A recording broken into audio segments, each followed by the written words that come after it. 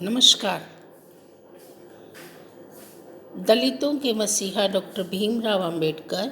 आज हमारा टॉपिक है डॉक्टर भीमराव अंबेडकर ने दलित समाज के उत्थान के लिए जो महत्वपूर्ण कदम उठाए एवं मार्ग प्रशस्त किया, उस पर हम परिचर्चा करने जा रहे हैं। सबसे पहले नमस्कार, मैं डॉक्टर अनीता शर्मा, सह आचार्य राजनीति विज्ञान, राजकीय महिला महाविद्यालय, आप सबका स्वागत करती हूँ। भारतीय संविधान में प्रारूप समिति के अध्यक्ष के रूप में डॉक्टर भीमराव अंबेडकर ने महत्वपूर्ण भूमिका निभाई। अनेक कानूनी प्रक्रियाओं के माध्यम से न केवल उन्होंने दलित समाज को लाभान्वित किया, संपूर्ण भारतीय समाज को भी एक नई दिशा प्रदान की।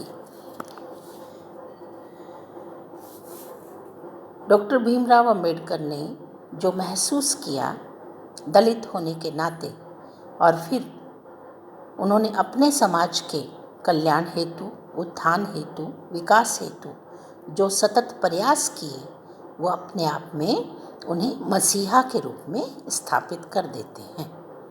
भारतीय समाज में जाति प्रथा विद्यमान थी और हिंदू समाज के परंपरागत विधान पर उन्होंने कठोर प्रहार करते हुए कहा कि वे जाति प्रथा के खिलाफ हैं, क्योंकि जाति प्रथा के कारण भारतीय समाज में ऊंच नीच, भेदभाव, छुआछूत, अस्पृश्यता इत्यादि अनेक कुरीतियों ने जन्म ले लिया था, जिससे विभिन्न वर्गों का जो विकास है वो अवरुद्ध हो गया था। वे मानते थे कि यदि इस तरह की कुरीतियाँ भारतीय समाज में विद्यमान रही तो भारतीय समाज का विकास अवरुद्ध हो जाएगा और ब्रिटिश सरकार इसका बेहद फ़ायदा भी उठाएगी। यदि हम संकीर्ण मानसिकताओं से ऊपर उठकर भारतीय समाज एवं उसका उत्थान चाहते हैं तो दलित समाज का विकास बहुत महत्वपूर्ण समझा जाना चाहिए। इसलिए उन्होंने न केवल जाति प्रथा का विरोध किया, वरन उसमें सुधार हेतु दलित समाज में अंतरजातीय विवाह पर बल दिया।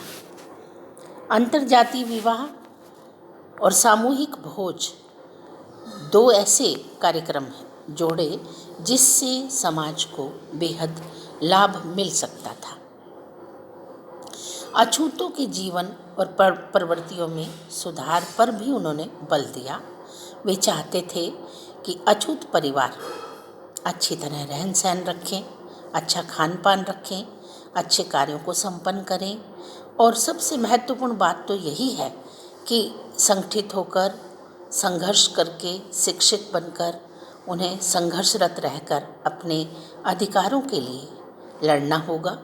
यदि वो शिक्षित नहीं होंगे, संगठित नहीं होंगे, संघर्ष नहीं करेंगे तो उनका निरंतर शोषण ही होता रहेगा।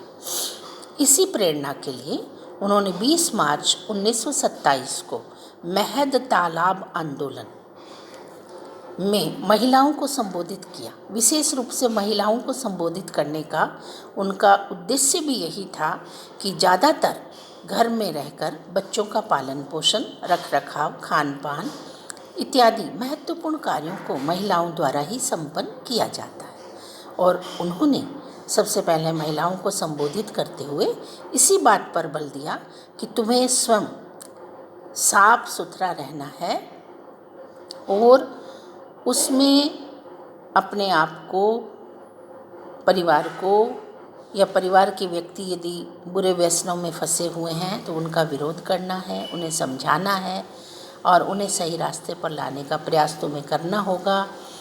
और तुम्हें स्वयं शिक्षित होना होगा, क्योंकि पुरुष जितने शिक्षा के अधिकारी हैं उतने महिलाएं भी शिक्षा के अधिकारी हैं। जब तक समाज में शिक्षा नहीं होगी तब तक समाज में उन्नति के मार्ग प्रशस्त नहीं हो सकते। तुम्हें सबसे पहले अपने और अपने परिवार में सुधार लाने के सतत प्रयास करने होंगे।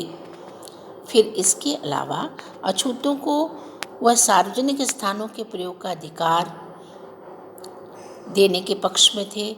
और जिस तरह से महात्मा गांधी ने आंदोलन किए थे भारतीय समाज को स्वतंत्रता संग्राम में भारतीय समाज को ब्रिटिश सरकार से मुक्त कराने हेतु, ठीक इसी तरह से डॉक्टर भीमराव अंबेडकर ने भी सत्याग्रह आंदोलनों का सहारा लिया। 1927 में उन्होंने पहला सत्याग्रह आंदोलन चलाया, जिसे महाड़ तालाब आंदोलन भी कहते हैं, महद तालाब आंदोलन भी कहते हैं, जिसमें उन्हें बहुत सफलता मिली। और सफलता मिलने के पीछे कारण ये था कि वो समाज के अन्य लोगों को भी साथ में जोड़कर चल रहे थे।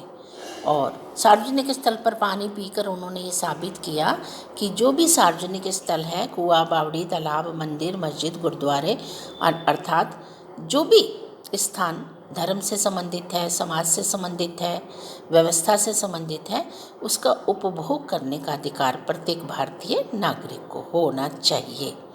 दूसरा सत्याग्रह उन्होंने 1930 में कालाराम मंदिर प्रवेश करके चलाया, जिसमें उनका कहना था कि मंदिरों में किसी तरह से ईश्वर की प्रार्थना में किसी तरह का कोई भेदभाव नहीं होना चाहिए, और जो हिंदू धर्म में गलत नीतियां हैं उनमें सुधार होना चाहिए, और समाज में वे सामंजस्य और समरसता स्थापित करने के पक्ष में थे।